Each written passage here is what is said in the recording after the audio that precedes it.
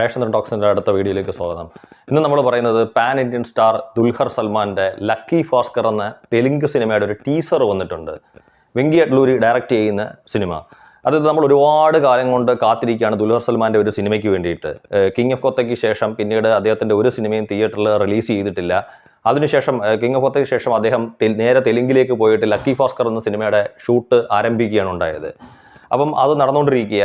അപ്പോൾ വീണ്ടും അദ്ദേഹത്തിൻ്റെ ഒരു സിനിമ കാണാനുള്ള ഒരുപാട് ആകാംക്ഷയോടുകൂടി എനിക്ക് തോന്നിയിപ്പം അതിൻ്റെ റിലീസ് ഡേറ്റ് ഒക്കെ ഒരു ഓഗസ്റ്റ് മാസമൊക്കെ പറഞ്ഞ് കേൾക്കുന്നുണ്ട്.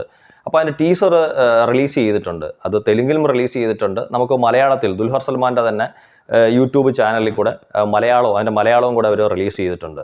അപ്പോൾ അത് നമുക്കൊന്ന് കണ്ടു നോക്കാം എങ്ങനെയുണ്ടെന്ന്.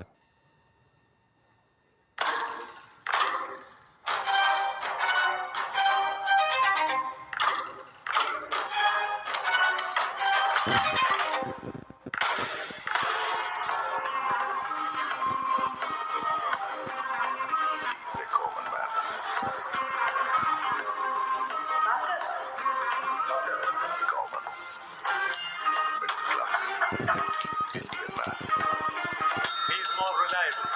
He's more eligible. Bhaskar. ഇവനെയാണ് ഈ ബാങ്കിന് ആവശ്യം. ഒരു സാധാരണ ബാങ്ക് എംപ്ലോയിയുടെ അക്കൗണ്ടിൽ ഇത്രയും പണമോ?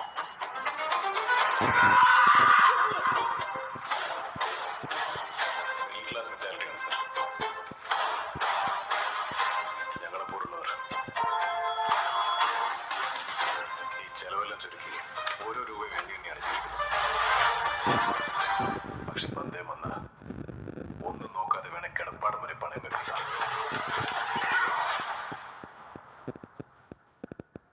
എന്നാ പിന്നെ തുടങ്ങാം.